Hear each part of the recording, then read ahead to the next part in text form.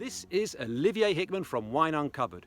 This video will discuss how a wine grower decides when to harvest red grapes for making rosé wine.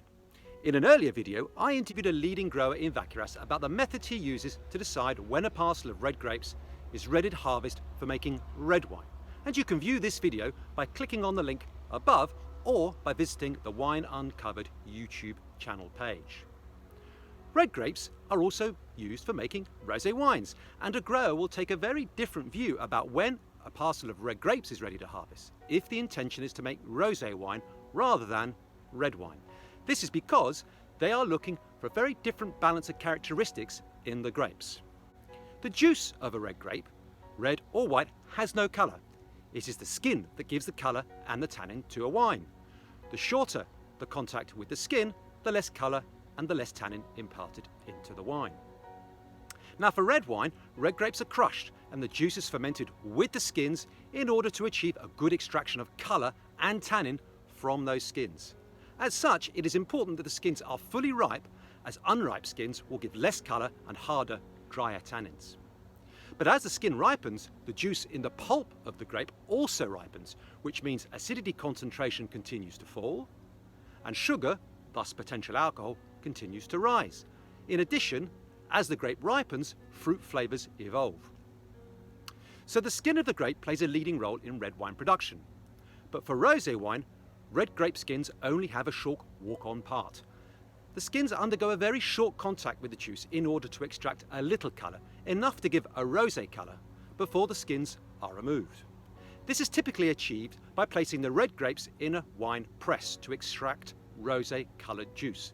The rosé coloured juice then ferments on its own in a separate vat.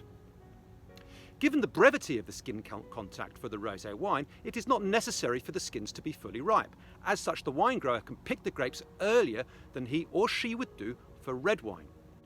We need the red grapes to be ripe, as we want a fruity rosé, but we also like our rosé wine to be refreshing and not too alcoholic as we sip it on a warm late summer afternoon. It would be nice, after all, to make it to dinner. So the grower does not want those red grapes hanging on the vine for too long, as acidity reduces and sugar and thus alcohol potential increases. But how do the wine growers assess the balance of fruit, acidity and potential alcohol in the grapes when deciding when to pick for rosé wine? Do they rely on analysis of a sample of grapes from the vineyard? Do they base it on the visual impact of the grapes in the vineyard? Or do they base it on the taste of the grapes? Well, as with all questions relating to wine, different growers have different answers, even when you pose a non-controversial question. At the end of the day, wine growing is an art, and each artist has their own style and their own interpretation.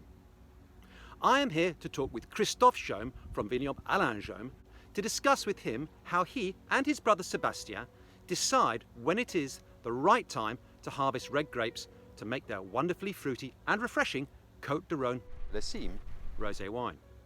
When deciding when to pick red grapes for rosé wine, how much, if at all, do you rely on laboratory analysis of grape samples from the vineyard? We cut whole bunches in several locations in the same plot, but with this process, so half bucket of bunches, we don't have the truth.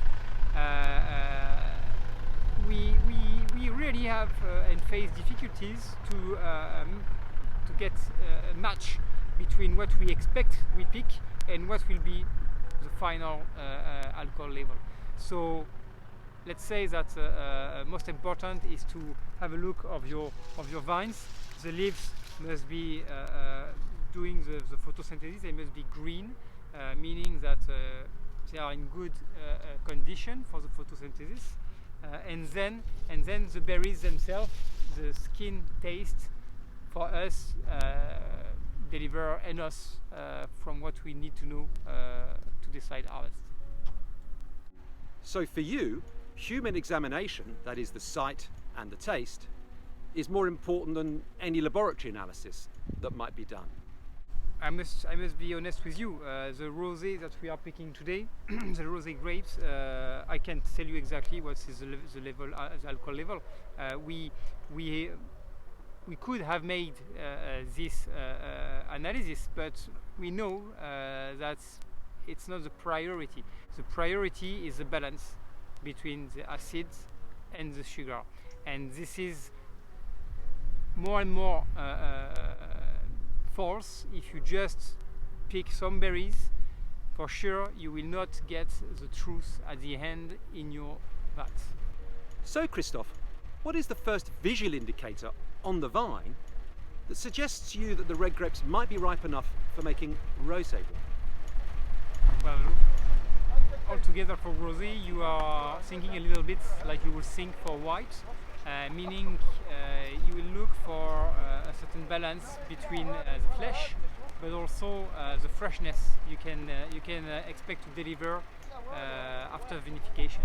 For that we will try to pick at the right time, meaning that it will not support over ripening. So like for example today we are looking for the Grenache, and we really try to have whole bunches that has enough body and size and avoid that the skins that start to shrivel. And what does a shriveling of the grapes indicate to you? This skin maturity must be ripe, of course, but not as much as for a red wine. Are there any other visual indicators suggesting optimum ripeness of the red grapes for rosé wine? So about the maturity itself, we can make a check, and first of the things that I can do is to take one of these berry. I can have a look here and see that it still remains green, or at least it's just little light pink. Any ripe Grenache for reds will be completely dark, meaning that we reach the true high maturity. So visually, the red grapes look ready for rosé wine. But what role does tasting play when deciding when to pick? So another sign to determine the skin maturity, once again, which must be not too high, is to have it in between your teeth and destroy the skin slowly to extract the tannins, and you get this true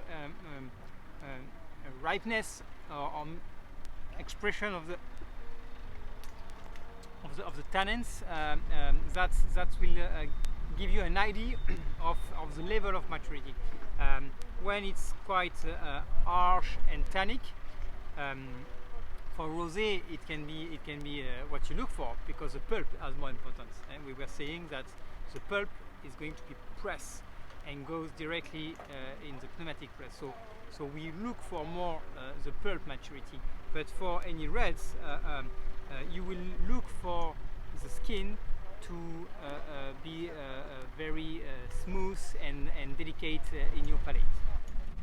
So for making rosé wine, the fact that the skin is not too ripe is a good sign, because it tells you that you are holding on to more of your acidity, and the sugar, and thus the potential alcohol, is not getting too high. This is a great summary of the situation. A rosé that has balance is a rosé that must not be picked too ripe.